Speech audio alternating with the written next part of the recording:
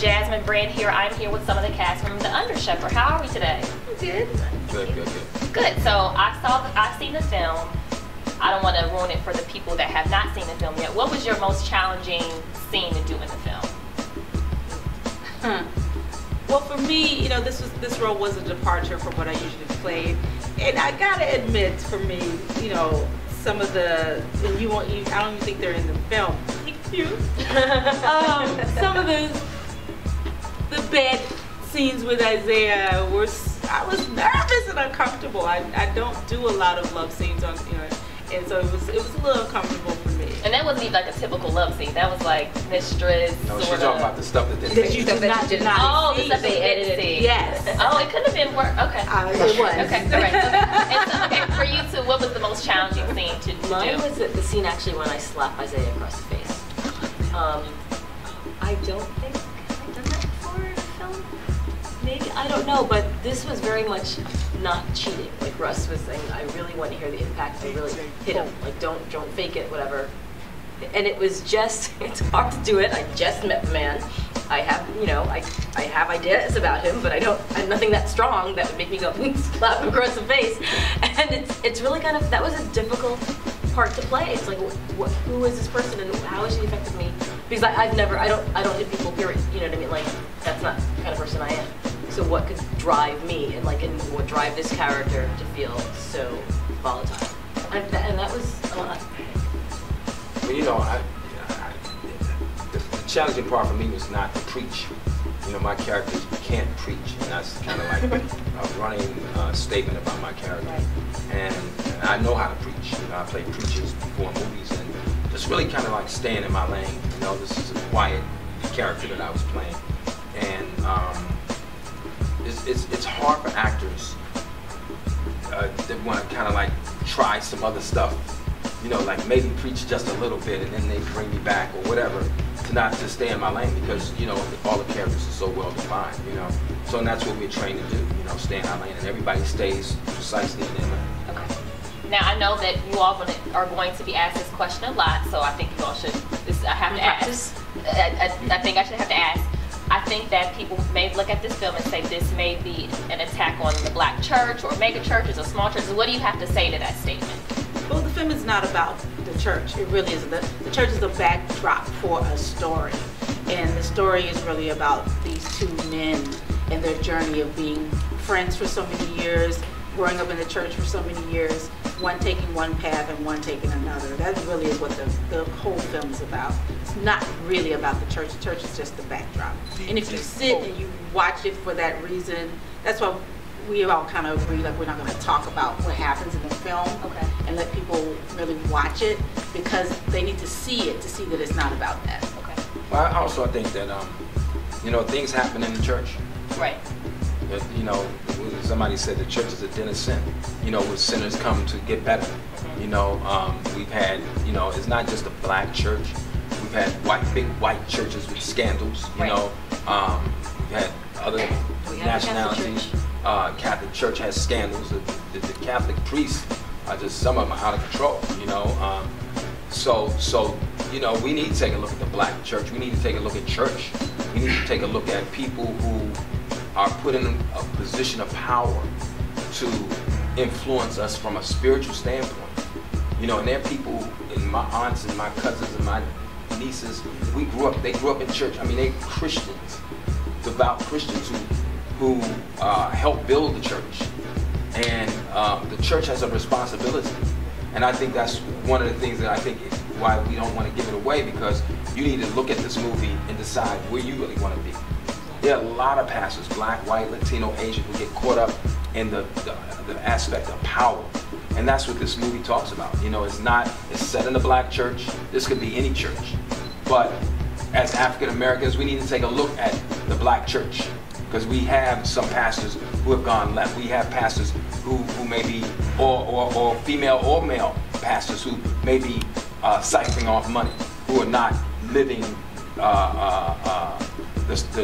vows that they've taken as pastors or ministers to guide people's lives. You know, so if that is what this movie does for you, then you should, if your church is like that, you need to go before your church. Right. You know? So it's really interesting to see how people receive it. Okay. Just before we wrap it up, I know that I've been told that it's really hard to get support for black films in Hollywood, particularly maybe, you know, right now Tyler Perry is very popular and his sort of film is very popular. Can you speak to how important it is that we support other black films in addition to Tyler Perry? You know what we would all hear, especially some great actors that are in this film, what we would love to see one day is filmmaking just be appreciated for filmmaking, and it not be a black thing or a white thing or a Latina thing, but wow, that was a great film. What's the name of that film? The Undersheperd? Great.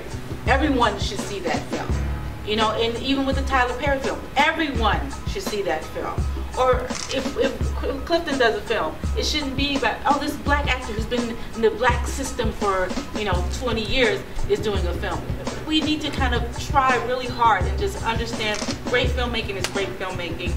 He's a great actor who studied for years. She's a great actor who studied for years. I'm an actor who studied for years to be who I am and play the characters that I've played. So look at it that way and appreciate the process of a film. That's all. That's what I would love. But there's some people who will criticize us, or even you at least, for saying, well, it's not a black film, and I'm not a black actor. You know, the problem with the country is, as we've seen with this whole Trayvon Martin incident, is that the country is just so polarized. You know, we have to fight against all the isms. Racism, sexism, ageism, we have to fight against all of that. We are actors, we're African American people, right, and we want to represent a slice of our lives and our culture, but we want to be respected just like De Niro, Pacino, because that's what we've been trained to do, you know, and you know, it's to tell stories, yeah, to not tell our stories, not to you feel know? hemmed in about what story you're telling, right? And to feel like every story you do has to represent our entire race and our entire culture and everyone's collective belief, because we don't have a collective. I mean, you know, how many million of us are in this country with different experiences, and yes, there is some shared kind of connectedness, but I can't speak for every single black person in America, and certainly not throughout the diaspora. I can't. I think they want to put it. I think you know, we're fighting to get out of this box, because what happens when you say it's a black film is like most white people don't go see black films between 35 and 60 because it's a black movie. But I think it's the time for people to go see wonderful filmmaking. Again, this is a wonderful, fun movie. It's a journey, you know, and it may put you in touch with some things that you may be going in your personal life. You know, there's some issues with her character, some issues with my character, some issues with Melinda's character that are personal. You know, so I would love to see everybody, white, black, Latino, embrace this movie, because one is a good piece of work. That's what it is, and that's what we have to get away from. You know, and we have to fight against that, you know. So this is not us saying we're not African Americans. So I just want to clear that up. Oh, we don't believe in African Americans. I think they know we're African Americans. No. Are you sure? I know what you're saying. Because I mean, you know, the Tiger gets a lot of flack. He doesn't embrace Africa. So I mean, this whole thing that goes viral now. I just want to be very clear, not for you, but for me, to understand that, you know, we're African Americans who live in Hollywood. You know, Hollywood is black Hollywood and white Hollywood. It's time for all that to be over. It should be Hollywood where people are trying to get work and survive, you know, and do good work. That's what I'm saying. Okay, last question, and everyone doesn't have, just one person can answer this. You got Native American in you, don't you? I'm just saying. One last question. What do you want people, and this is not about the film, this is about Trayvon Martin, what do you think is the one thing after this dies down, what do you think that one thing you want people to take away and do more of after the justice or injustice? We're just saying, it's a show that we hope it doesn't die down. Just because we've had this unique opportunity to have a conversation, a nationwide conversation across races, and because this is something that has been going on for years in the African American community, and those of us of color know it and recognize it and are aware of it, and I don't think that every person who's not of color realizes this or thinks about it. There's this book on raising children called Nurture Shock, and there's a bunch of teachers in my son's school were discussing. There's a chapter about the fact that white people in America don't talk to their kids about race because it's not an issue, and we talk to our kids about race from the time they're born. I mean, you know, it's not, it's part of who we are.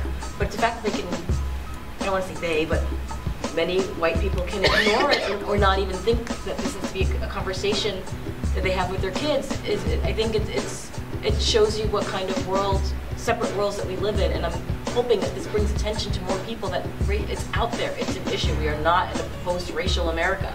There are still many issues that people of color confront every single day in our communities, and we need to be aware of that. I just hope that the conversation doesn't end. I don't want it to be like always like this strife, but I want it to be an ongoing conversation. Okay.